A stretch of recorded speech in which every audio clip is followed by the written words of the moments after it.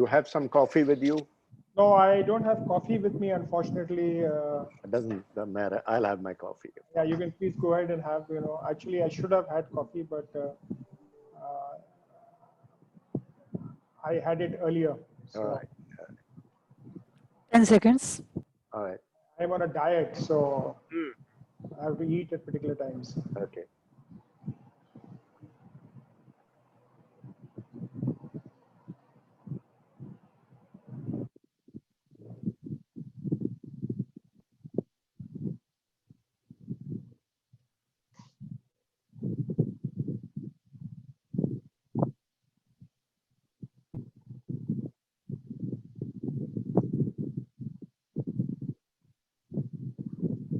Ashish, we are live. Yeah.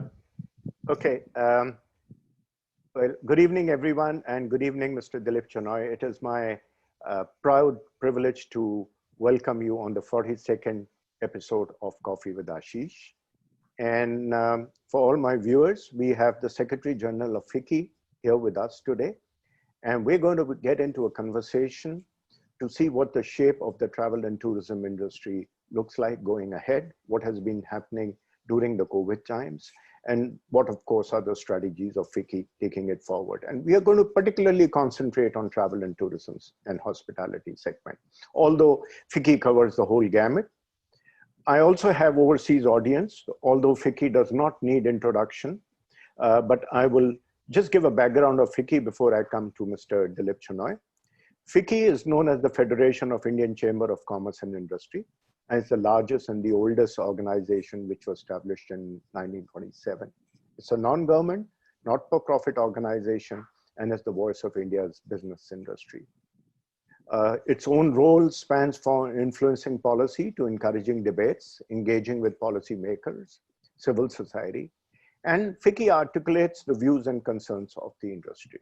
And in this case, we are talking specifically on travel, tourism, and hospitality. Viewers would also probably like to know that FICCI is one of the first federations to have adopted technology way ahead of its time, with his own virtual platform for business information, knowledge, and education, which was called BIKE, B-I-K-E. But having said that, I'll share a little anecdote while I go along, that even in the travel technology segment, where I have been actively involved for the past 5 years with FICCI, it was the first one to have hosted a travel technology digital conclave, which then later went on to set up his own committee of travel technology, realizing that the growth of e-commerce and travel was headed in the manner of travel technology and digitalization, which we today, during the times of pandemic, have well come to realize the role of technology in all we do. It has a very large spread, FICCI. It has almost 70 specialized committees, task force.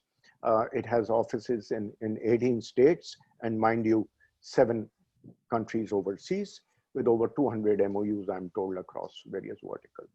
So with that, I welcome again Mr. Dilip Chenoy. He himself is currently the Secretary General of FICCI, and he leads the permanent secretariat. He's a change leader himself, and during these unprecedented time, and I am a witness to that, he has remodeled the functioning of FICCI, and I've seen it with my own experience as I go on. Under his leadership and support, the travel and tourism team, he has taken a lead during the crisis to support the industry in taking up the cause with various states, government, and launched many new initiatives, including the 2-day tourism e-conclave, which some of my viewers might have attended to. Prior to, of course, his current stint with FICCI, he was the managing director of National Skill Development Center, a public-private partnership to develop an ecosystem for skill development in India. So no better person at this stage of crisis to head FICCI and take us further. With that, I welcome you, Mr. Dilip Chenoy. Thank you, Ashish. This is kind of a flipped classroom. It's normally the secretariat that interviews and asks office bearers for views, and you actually flipped this one very nicely onto me. But anyway, I'll try and live up to your expectations. No, I think I'm going to enjoy it, and I'm sure my viewers as far as the viewers are concerned, we might have an assortment of viewers, not only in the travel and tourism industry in India, but we are connected to a platform known as Buzz Platform, which is a very European and American community of travel fraternity across. So you might have some audience listening in there. So let's just deep dive straight into a little conversation with you. And the last few months have been turbulent, to say the least. You know, the viewers will wish to hear from you personally, the role played by FICCI in the travel and tourism segment. So you might like to articulate what's been happening so far. Thank you, Ashish, for that. You know, actually, if you look at the Indian context, FICCI's work in addressing the COVID pandemic actually started in February. Right. And while the official lockdown was announced on the 22nd, of March, right, we actually had a meeting with the tourism minister on the 19th of March, a physical meeting in his office, and saying there seems to be a problem in the tourism industry. At that time, there was this, China was the epicenter, Wuhan was the epicenter. And we said that, we need a kind of a roadmap for the tourism industry going forward. Little did we know that, 2 days or 3 days later, 4 days later, there would be Janta curfew and then a lockdown. Right. And during the lockdown, I think the first set of recommendations that we actually made, because the tourism sector, and by tourism, we must understand it is from the guide at a monument or a museum, right, to the transport operator, to the tour operator, the inbound, the outbound, the restaurant, the hotel, the bars, and the airlines. Yes. The whole gamut of the tourism industry and everyone connected to this is a huge thing. Yes. So to look at all of these sectors and actually present their views was a Herculean task. And we have the chairperson, Dr. Josna Suri, who has actually led from the front, and you have been part of the core team that has been leading from the front. But in the interest of viewers, what we actually did was we quickly had a co-group meeting, a committee meeting, and said, what are the issues? So among the first recommendations that FICCI put out for this sector was, can we think of a fund or a loan to this sector that will enable them to pay wages? Right. While that was not accepted in its entirety, but for those firms, and since a lot of these firms were employing less than 100 people, significant part of them got less than the a ceiling of 15 to 20,000 rupees, right? For them, a kind of government came in with an intervention and to allow them to actually happen. Right. The second thing which the sector required, in which we worked with the government, was on this moratorium on loan repayments, because a lot of different sectors were due. And then we started a series with the different state governments. So we used to interact with the tourism minister of the state or the tourism secretary of the state, Rajasthan, Kerala, Chhattisgarh. You take Madhya Pradesh, which is the last one, which we did just a few days ago, because a lot of the challenges were local, whether it is electricity taxes or whether it is licenses or rent or whole sort of thing. So we went to each and every state to say that, can you develop a package to actually help and address the short-term payments? And we actually coined a kind of a 3-stage recovery process, which you were very part of, which was, first thing is, let's survive. Survive, yeah, that's right. Let's get through this. And I think with the opening up being done in phases across the country, a lot of the industry, a lot of us are in the survival phase. Then comes revival, right, and then comes thrive. Right. And a lot of the revival and thrive actions have to be taken now. So that has been our agenda with the different state governments, what is to do. So we to just make it in 3 quick points so that we can go to the next thing is, one, we developed a set of recommendations that the center could do to assist the travel and tourism industry, including reopening of hotels and restaurants and all of that, and creating the standard operating procedures, etc., etc. The second is work at the state level, right, to ensure that the states work in tandem with the center on actually enabling the whole survival and revival kind of thing. And third, what are the other sectors that could actually influence them? Can we get them open, right? Can we open internal travel? Sure. Right? And, you know, for example, the tourism minister announced the opening up of the monuments to the film industry for filming. So when they come in, then, you know, people will come in, there will be some movement, there will be some, you know, requirement of travel, ticketing, etc., etc. So it is a three-pronged strategy that we took. And also, you know, we studied a lot of the systems which countries overseas did. So, you know, August being the holiday season in Europe, a lot of European countries actually opened up travel because they did not want the tourist season to go waste, right? Right. And we took the learnings from that, etc., etc., and going forward. So it's a multi-pronged approach. And of course, there's a great leadership within FICCI there, which enabled us to take this forward. Right. Talking about learnings of various countries, I mean, they're very well articulated in a report which FICCI and Grant Thornton produced, which is well documented. And of course, it brought in a lot of recommendations to both the private and the government sectors in terms of revival and strategies and policy changes, etc. And here I must again, Mr. Chenoy, add, being party to some of these webinars where state governments have been involved, and the ones you mentioned, and they have been particularly, and FICCI has been particularly inclusive in carrying the leadership across and all stakeholders. You talked about the guide, you talked about every smallest denomination consisting of tourism. But I've seen in FICCI that FICCI has carried a very inclusive platform where you've had association heads, where you've had all the states involved. I've seen Orissa, Chhattisgarh, Kerala, Uttarakhand, UP. I mean, the list is endless. So I veto very much the role played by FICCI in these times. But what is next? I mean, what's the future strategy going forward? So we are in a very interesting situation around the country. We have,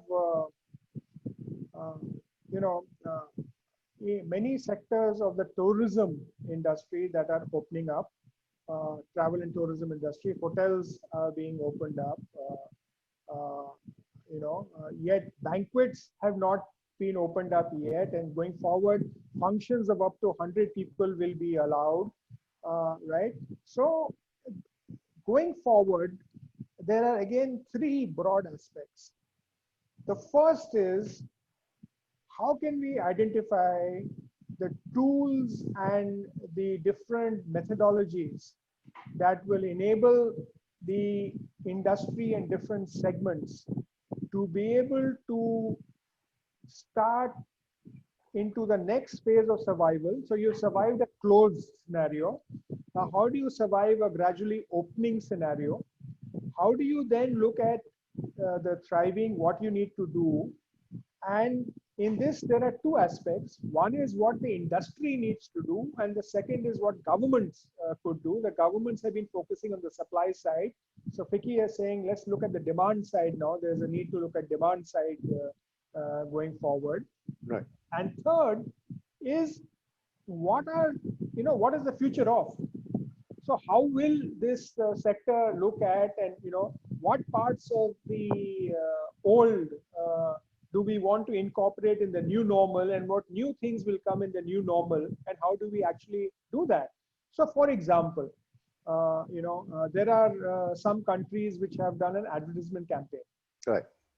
And what is interesting in that advertisement campaign, take for example, Egypt, for example, actually the people there in that campaign are wearing masks. Yeah. Which is a totally different kind of a scenario. Yeah, message. Or if you look at the campaign which Thailand is doing about how Thailand is welcome for tourists. So at a national level and then at the state level, how do we promote tourism? There's a lot of discussion that there'll be staycations or stayvacations or whatever it is, that people will travel locally and drive through. How do you enable that to actually happen, and how do we position things differently? The third aspect of it, a lot of it will go digitalist and contactless.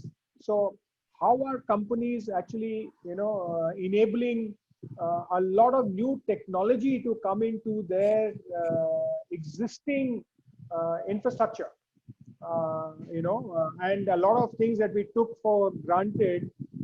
For example, on a door, we will think that the push and pull is going to go into history. So it's Right. going to be automated doors, going to have a different signage, everything, paperless tickets, and you're seeing all of that happening. How does the airline industry actually impact? How does travel impact, etc., etc. So what do the technology changes need to actually happen? And then if this time is going to be taken by different people in the tourism industry to reinvent themselves, is it now time for a special package or a special funding or a fund for the tourism industry to be able to leverage at low interest rates or differential interest rates with longer moratoriums, longer payback period, so that we can take this survival and thrive and accelerate the thrive phase, so that we can go forward where the states and the center actually have a huge campaign to promote the industry, and we can get going the entire travel by train, by bus, by air, both. And obviously, we're also talking about specific air bubbles between certain countries and cities. So we can have two-way tourism in those air bubbles. So there are multiple things happening, but like in the three categories: one, industry agenda, Right. what we can do; two, the central government agenda; and three, the state government agenda, with a very, very simple thing: how can we transform this? And when you opened, you talked about the early initiatives that we took in digital tourism. But a lot of the thing is going to be around experiences. And it's not only going to be physical, it's going to be physical plus digital. Right. The digital experience and tourism, the more we can bring that into the tourism sector, it will be a very different experience for this. But the number one thing is positioning tourism or travel and tourism as a safe, non-COVID attracting kind of an activity, and it is going to give you a pleasurable experience going forward. I agree with you. But, one of the things which has always confronted the travel industry, and for one, which I have been a part of, is that it's a hugely unorganized, very fragmented industry. So therefore, to be able to adapt a certain kind of specifications across becomes more and more difficult. So while we do that, obviously at this time when everything has come down to ground, so to say, the need for policy reforms, need for strategies, making a proper blueprint for travel and tourism in a total perspective is increasingly more and more important. A little example is if you look at IRCTC, and I'm very fond of quoting this, pre-COVID, there were 23 million railway seats, reserved and unreserved, to be available to be sold. Out of which only 10% of them were automated on IRCTC platform. The balance were to be purchased at the counter, etc., etc. So whereas we take care of the demand and the supply side, but I shudder to think how these will be delivered to the end consumer. If you look at the state transport, again, you have huge bus inventory of huge transport just waiting to be digitalized. But coming back to policy and adaptation of changing of certain strategic policies, what would be your view? One little example to just nudge that discussion is that I personally didn't realize in aviation that I was taking a flight from Delhi to Bombay, which actually was taking me 30 minutes longer than it would have. It's only when this policy reform came in that you could take a shorter airspace. I didn't realize it, being in the industry for so long. I did. So I believe there are many such reforms waiting to happen. What are your views on those reforms? So I think the first thing is that, pre-COVID, it was the CEO or the CTO or someone else who decided what the digital strategy of a company in this space would be. Right. And there would be committees formed which will look at cost reduction and optimization and policy changes. During COVID and currently, it is COVID which is driving digital transformation. And here the difference is, in a committee, you can always go back to the board and you seem to have time. Here, to be able to survive and thrive, you've got to do everything like yesterday. And suddenly you realize that the only block is yourself, right? There is no block. Yeah. If you want to transform your business, right, you can actually do it overnight, and you need to prioritize and set about it, right? And what is happening is the government's digital experience has been dramatically changed. If you look at it, a lot of what the paperwork in the aviation sector that is required is actually happening digitally. You know, and also, you know, where you required a boarding pass and you required it to be stamped and you required all sorts of, all that is now gone. It's all digital. Right? Look at the metro, which just announced the card. Yeah. Okay, so the digital transformation is going to happen whether you like it or not, and it's just got accelerated because of COVID. And when people find that it's more relevant, right, going forward, you'll see that accelerate. Similarly, in the IRCTC on the railways and all, they will changing that software is not a big thing. It's just the mindset that is required, right? So there's some, you know, there might be initial lethargy, or why change it? It's going back, you know, we're going to go back to the normal. There's no social distancing. Every birth can be sold, etc., etc., etc. But it'll change, right? And that change is going to happen in a very, very important manner. But the three things, right, that this industry needs at this point of time, the first one is liquidity. Right, and they need liquidity. They're those within the banking sector. They need a restructuring of loans.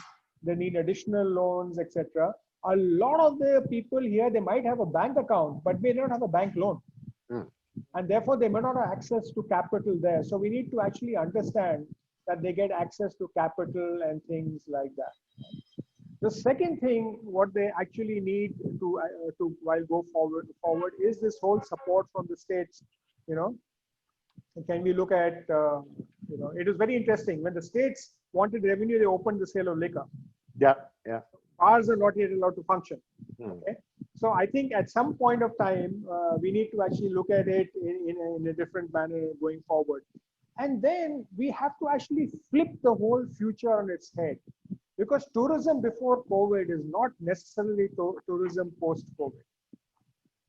And this is something which the industry needs to actually understand, which the states need to understand, of how do you create experiences and create a thing which goes beyond just going and visiting a place and then coming and sitting in your hotel and doing something. So people will look at shorter vacations, more secure and safe vacations, and more stimulating vacations. It's not the whole thing, because I think, you know, this is what the industry and the whole sector needs to gear up going forward.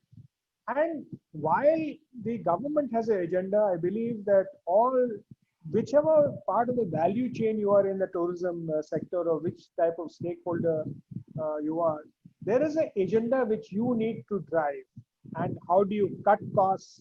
How do you create a greater customer engagement? How do you create, you know, a general, you know, how do you exceed the experience perceived by the customer? And a lot of it means that you need to develop digital capabilities and add on to the customer's physical experience. So I think going forward, you know, tourism, the expectation of a customer from the tourism sector would be more. You know, initially it was, if you went and you did a 40-second episode, and 42nd Street in New York is known for your theater. Yeah, right? yeah. Okay. And you know, a lot of the musicals there, which you paid the hundreds of dollars to actually enter, were available free online. And you know, how do you actually generate, if I'm in New York, what is the free thing that we can actually look, and instead of looking at it, a phone or a screen, how do you connect it to the TV in the hotel room? So the TVs in the hotel rooms would need to be different. You would need different gadgetry inside. The whole thing is beyond imagination. I mean, and the more you think about it, in your own thing, and how you can enrich the experience, the more competitive, the more useful you would be, and your business would really thrive. So it's not business as usual; it's very business as unusual in the new normal. Yeah. So I'll take on to your word about customer engagement, and I'll also pick up on the funding and the investment. You know, prior to COVID, of course, the term was customer acquisition, and it was acquisition at any cost. So you saw huge amount of investments coming in the online industry, even offline, where 70% of the funds I know actually went towards customer acquisitions, be it in deep discounting, be it in marketing, be it in reach out, etc., etc. And price was the only factor. You acquired a customer because you drove him into the price pyramid. But having said that, now post-COVID, obviously funds not being so easy, etc. And that's my discussion with CEOs of even the online industry. And they're not shying away from the fact that we got to look at our balance sheets now more than just acquiring customers, and customer engagement and the experience being far more important than just acquiring customer for the sake of us. So, I mean, you resonate very rightly when you put an overall perspective.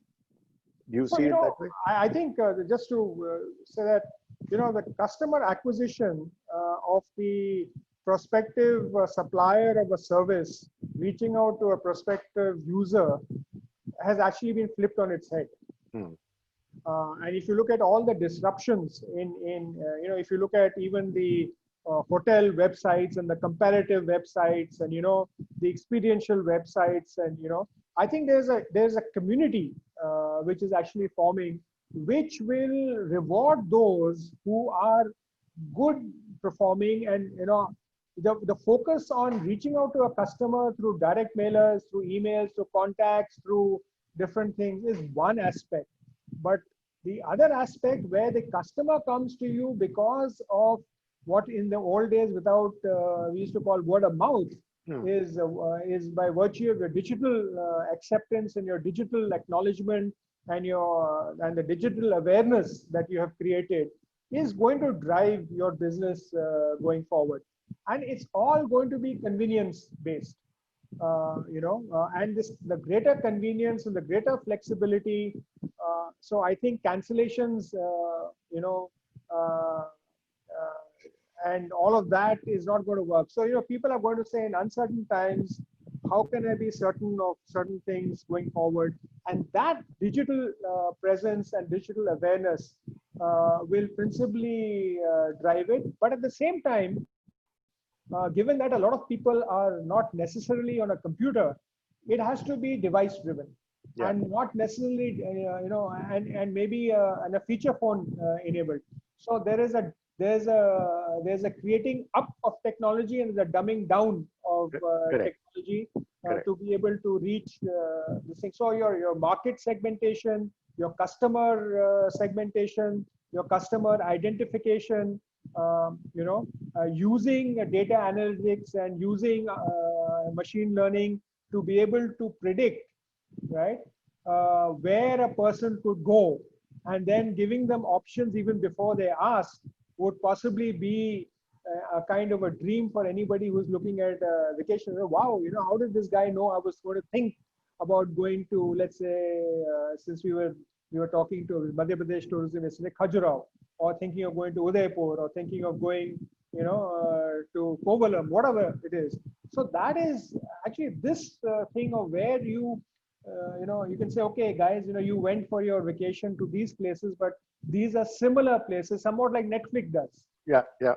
Or someone else does. So I think that whole experience is going to change, and the companies and the organizations that get on top of it will find it easier to acquire customers, and customers will gravitate towards them.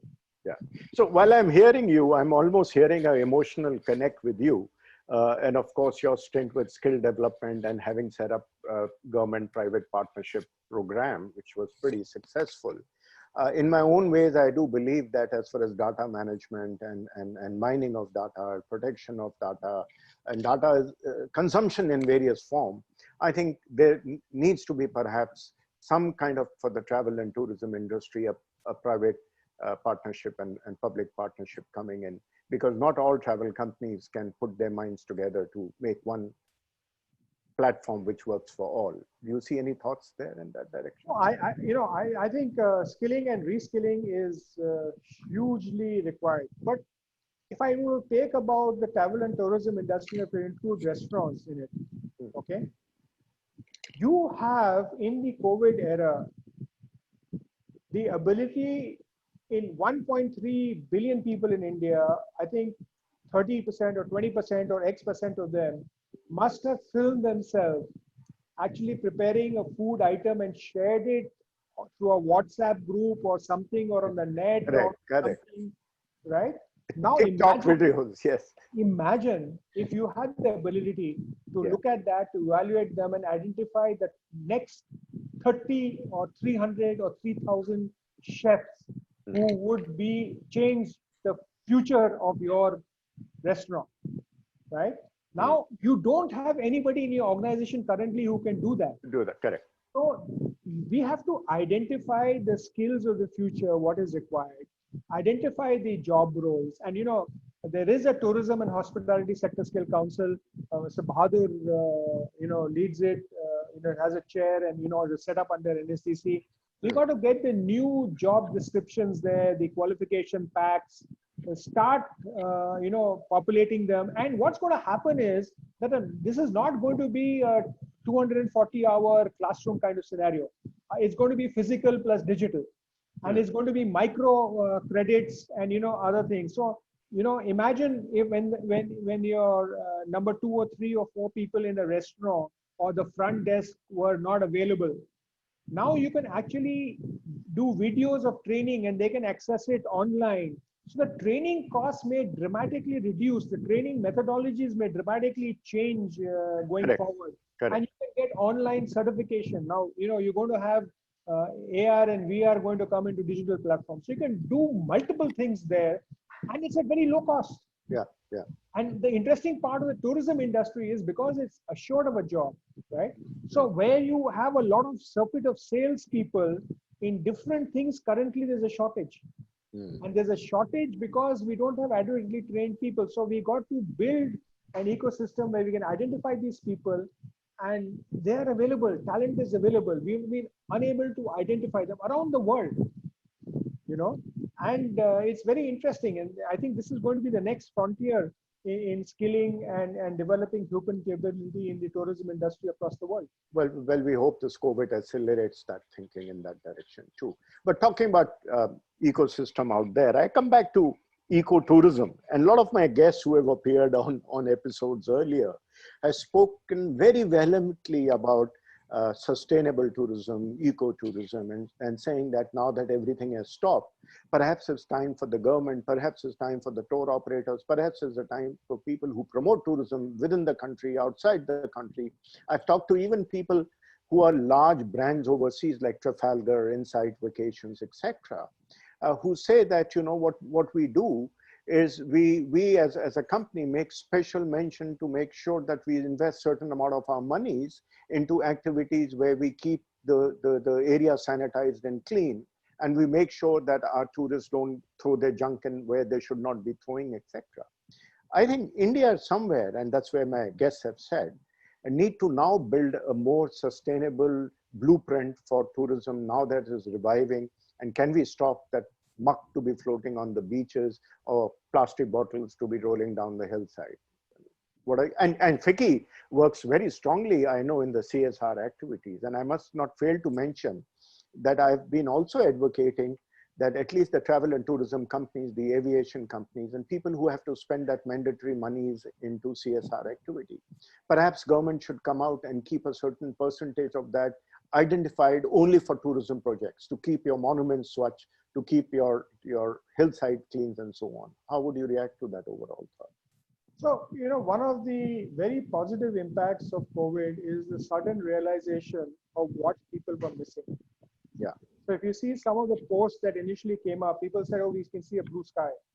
Or we see, peacocks, or we see nilgai or we've seen different type of wildlife species coming into areas that reclaim. Or mountains from Pathankot itself, they could.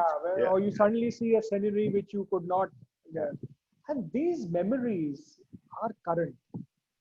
And if you see that, okay, the pollution levels in rivers has gone down, you're seeing greater fish, you're seeing greater activity, you're seeing cleaner air. So I think what is going to happen is that there is going to be a huge push to retain as much of this going forward. And I think as companies, you have companies in India, for example, who actually are water positive, are carbon positive, are doing a lot of good stuff there. You have eco tourist chains there, large, small, in very crowded areas, you suddenly have a boutique area which is eco, and these are the areas that are being patronized by more and more customers. And as the customers get more demanding, it's there. On another note, I think very recently we are looking at green finance. And green finance might be a cheaper option than the other finance, and you might actually find it a viable option to look at eco tourism and sustainability of that going forward. The only challenge in India, and this is something which we actually have to look at, is that once a tourist spot gets popular, right? And you actually you also had it in Venice and other parts where there's a huge surge of people going there. And the number of people visiting there it cannot be sustained by the existing habitat. So you will actually have to do both the control of the numbers which are going there. That may drive up the prices, or you might have extra things. It's like, for example, around the Taj, you have to take the electric bus and things going forward. Correct. This is definitely a part of the future. A lot of people and a lot of people around the world are looking at saying, how can we, continue to have the clean green skies and blue skies and the greenery all around us and the rivers floating. So it's going to come. And the faster the industry adopts this, you already had initial things taken. You change your sheets every alternate day or every 3 days. Place your towel on the rack. Those are things, but we got to think deeper.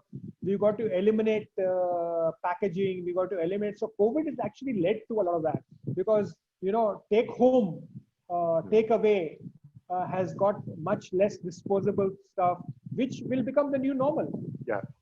And you'll find different types of cutlery, crockery. All that will actually happen, which is going forward. So lastly, of course, I have over the last 4 or 5 years paid pretty much attention to startups in the travel tourism industry, and what sort of not bothers me, whereas I see a lot of activity happening towards government supporting startups and being advocated, but they have been successful startups in travel tourism, but they don't come to limelight. So the programs of travel and tourism is just like the industry itself. It's not, so you'll find the manufacturing industry getting a lot of heads up on startup. You'll get other activities. How can we push forth travel and tourism as a rightful phase? For example, I'll give you an example. I know of a startup who is actually specializing on this railway automation as we are talking about it. Why shouldn't the government be coming forward and say, we are prepared to support you both financially and otherwise to take an initiative forward? Why only manufacturing and others? FICCI has a very strong program on supporting startups, either through a global innovation program or the Millennium Alliance, or we recently did a COVID challenge, which is not necessarily on health, which is on everything. So FICCI itself is advocating the funding and support of startups. I think the biggest challenge here is that the startups are not being able to integrate with the mainstream. And because they're seen as disruptors, they're seen as competitors. And if you look at even the tourism sector, and if I have to talk of some of the well-known disputes there, aggregators of rooms are seen as competitors. Right. And you want to, you don't actually see how it actually benefits you. You see aggregator of airline seats and selling airline seats or bus seats as competitors, and you want to actually think that you are giving more value to them, and you can replicate the same thing in your company and create it. But the startups will keep on disrupting. Their way is to look at disruption and to see how they can give greater value to the customer, whether it's information or whether there's access or whether it's the ease of booking, the ease of using, and the ease of refund or a lower costs. Now, a company cannot actually do that. So the companies are following two strategies. Some are trying to acquire a startup and get it part, be part of them. On it. Some are funding startups so that they can actually be be a part of them. And I think there will be a time, and maybe when we get together next time in the tourism committee, we need to actually have and get and interact with startups to see how we can actually facilitate and work with them, right, and to see how we can dramatically change the whole system. Yeah.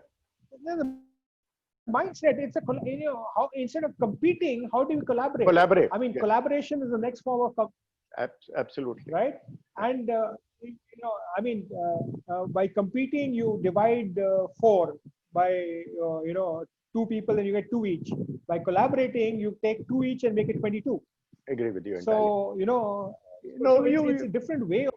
You very wisely said that all these guys were with the buzzword of disrupting. The moment you use the word disrupting, you're taken as a competitor. So, I mean, yes, let's collaborate together would be the new norm, hopefully going forward. And having said that, I see that travel and tourism seems to be in a very strong leadership in your hands in FICCI. I must also, having been working closely, very appreciative of the travel tourism team you have within FICCI. Led by Manish Ahuja at this stage, Anirban, Samantha, all of them have, have stood the test of time as far as I'm concerned personally. And I see with your leadership and guidance, I think there's a lot more which can be done going forward. Yeah, Ashish, like I said in the beginning, this is a kind of a flipped interview. And, my role is really to enable, whether it's Manish or you took Samantha or, Anirban, you took the names of people. They work with you, right? And they develop the agenda. I'm there just to facilitate and do this. So I greatly appreciate, your leadership, leadership of Dr. Suri, the co-chairs. We have chairmen in most of the states, also the, whether it is the state tourism secretaries or the state tourism minister or Mr. Prahlad Singh Patel here. And I believe it's time for the global tourism ministers to get together to actually have a chat. And now it can be done virtually. You don't have to travel anywhere. Yes, absolutely. Right? And, we can have regional sessions, we can have global sessions to see how we can, bring back a little bit of tour in everybody's life. So I conclude with a statement, as they say, that it's strong to stand for yourself, but it is stronger if you stand for others. And I think you and FICCI have been standing for the cause of the industry across, all industries, of course, especially travel. So with that, I'd like to thank you for having that coffee with me and appearing on the show today. And I look forward to more engagements in the future. Thank you, Ashish. And, I hope you can add 4 zeros to the 40 seconds. So sometime we'll be listening to the 4,200th episode of your show. All the very best and keep smiling. Thank you. Thank you, viewers, for listening in. We greatly appreciate your support. Right. And just take a holiday or take a travel in the next 1 month. That will be your greatest contribution to this industry going forward. On that. Thank you. Bye-bye.